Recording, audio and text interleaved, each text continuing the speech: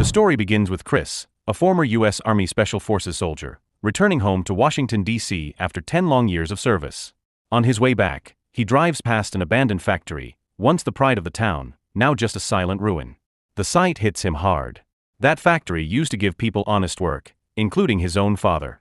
As he stops to read a closure notice posted on the gate, the town sheriff pulls up and greets him. Recognizing Chris from the old days, the sheriff offers him a ride home. At first, Chris refuses, but after a bit of teasing, he hops into the patrol car. As the car drives away, he's coming home to stand tall again. This is walking tall. This is my town. Walking tall. Back home, Chris is reunited with his sister, now working as a paramedic, and soon after, his parents arrive to welcome him. Over dinner, he tells them he's home for good and plans to find work at the old factory. That's when he learns that his family never told him the factory had shut down years ago after his father was laid off. They didn't want to burden him while he was away serving his country. Later that night, Chris tries to reconnect with his nephew Pete, but the kid has an attitude and storms off before finishing dinner. The next day, while fixing the front porch, Chris gets a visit from an old high school friend, Ray. The two catch up. Ray's been through some rough times and proudly mentions he's been sober for over a year. When he invites Chris to a friendly football game with their old buddies, Chris agrees. At the game, they're joined by Jay Hamilton, a wealthy local whose family once owned the lumber mill that powered the town's economy. These days, Jay runs the casino that replaced it. His team plays rough, but no one dares to challenge him. The best you got? What? Here, take a walk. Chris notices Pete hanging around the sidelines with some sketchy teenagers, smoking and joking. The match heats up until one of Jay's men, Booth, lands a dirty tackle on Chris, injuring his knee.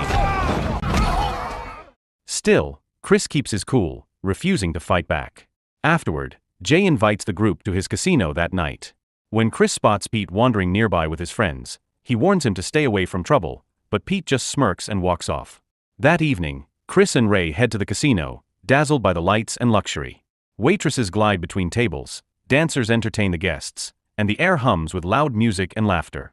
Jay himself welcomes them and orders his staff to treat them like VIPs. While taking a break in a private booth, Chris catches sight of one of the dancers. She's Denny, someone from his past. But instead of saying hello, she turns and walks away. Confused and uneasy, Chris returns to the gaming floor to join Ray. There, he notices a man cheating with loaded dice. Chris steps in to stop him, but the confrontation quickly escalates. Security rushes in, and before long, Chris is overpowered and dragged into the basement.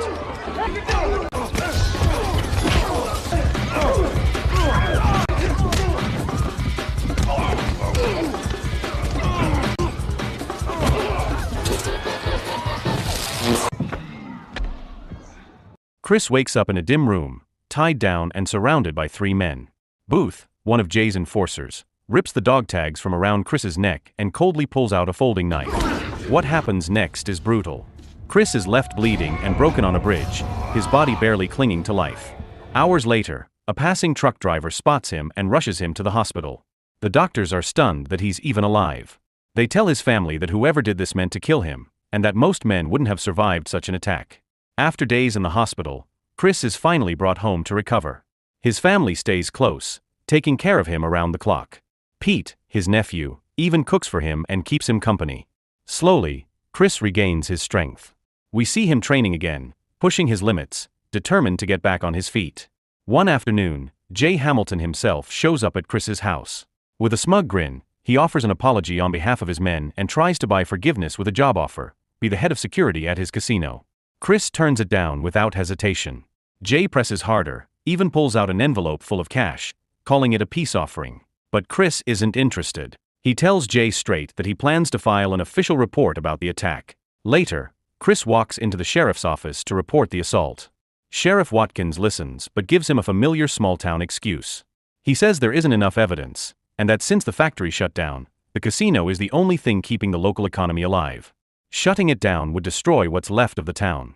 Then, without shame, he tells Chris to drop it and get out. Defeated but not broken, Chris leaves the station, warning the sheriff that he'll expose the truth no matter what.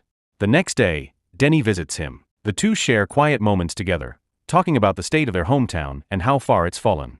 Half joking, she tells him he should run for sheriff. Chris smiles and says maybe he will. When Chris returns home, His mother says Pete has been hospitalized after a drug overdose. Without wasting a second, they rush to the scene. Michelle, the paramedic, explains that Pete is stable now, but he came dangerously close to death. She also reveals what substances he took that caused the overdose. Soon after, Pete's friends come clean. They admit that they were the ones who pressured him into using the drugs. Furious, Chris demands to know where the drugs came from. One of the kids, trembling but defiant, blurts out that they got them from a casino security guard. Hearing that, something inside Chris snaps. Ignoring his parents' pleas, he storms home, grabs his gun, and drives straight to the casino. But just as he's about to walk in, he stops. Instead of taking the gun, he leaves it in the truck. He grabs a wooden stick and marches inside. Without a word, Chris starts smashing every slot machine in sight. The sound of breaking glass and collapsing metal fills the room. Guards rush in to stop him, but he fights back fiercely, using the stick and his bare hands. One by one, he takes them all down.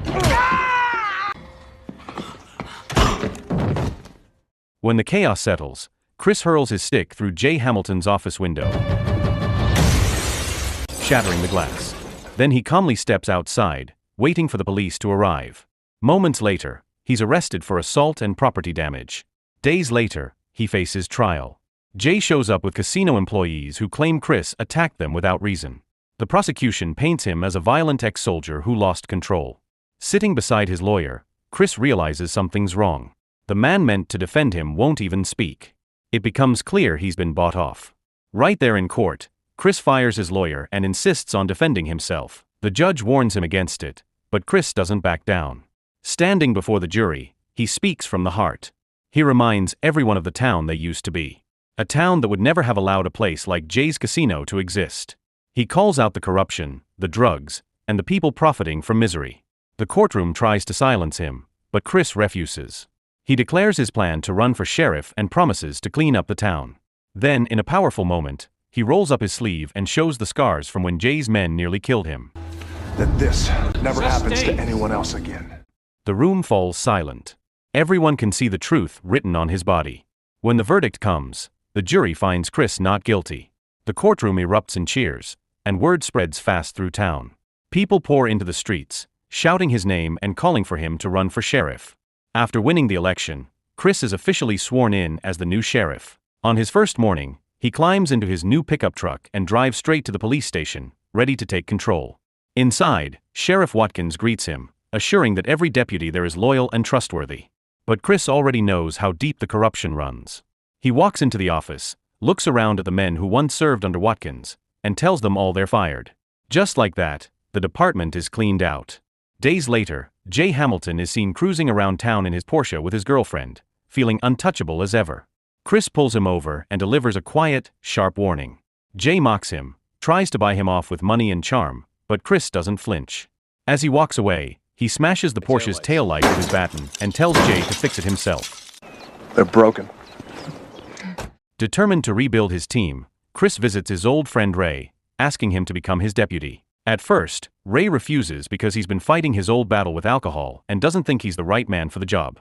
But Chris tells him that's exactly why he needs him, because Ray knows what it means to fight back and stand for something again. Eventually, Ray agrees. Together, they start dismantling Jay's criminal empire, piece by piece, rounding up his men one after another. Their first mission is to shut down the town's drug trade. Ray helps Chris identify the main dealer, and it turns out to be Booth. During a search, Ray finds a packet of drugs hidden in Booth's sock.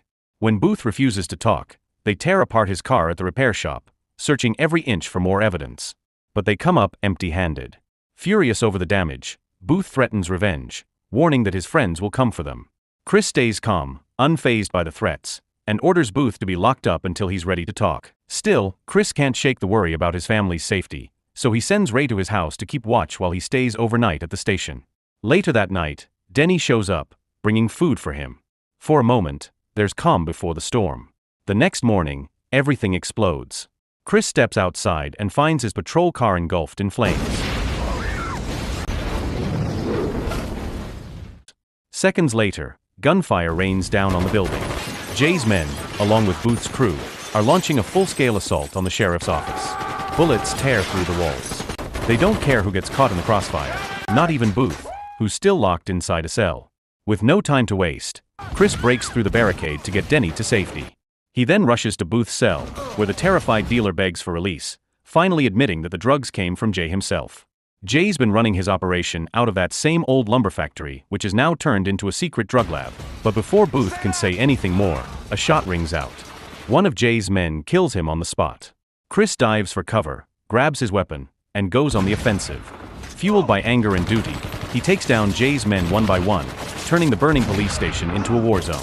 At the same time, over at Chris's house, Ray is standing guard when Jay's men launch a surprise attack. Gunfire breaks out, and Ray gets hit, the bullet grazing him badly. But even wounded, he refuses to go down. Fueled by adrenaline, he fights back hard, stabbing one of the attackers. When another man rushes in to help, Ray takes him down too. Moments later, Chris bursts onto the scene, and in the chaos, Ray, still in fight mode, accidentally swings at him too.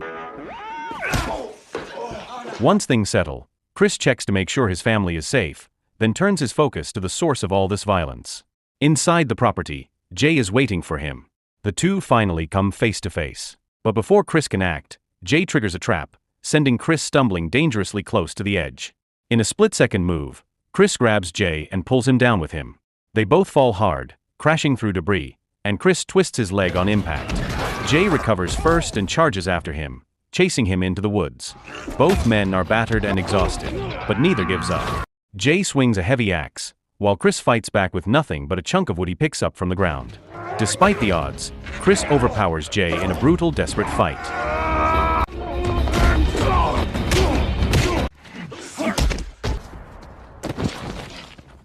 When it's over, Jay lies defeated, and Chris, limping but standing tall, says the fight is done.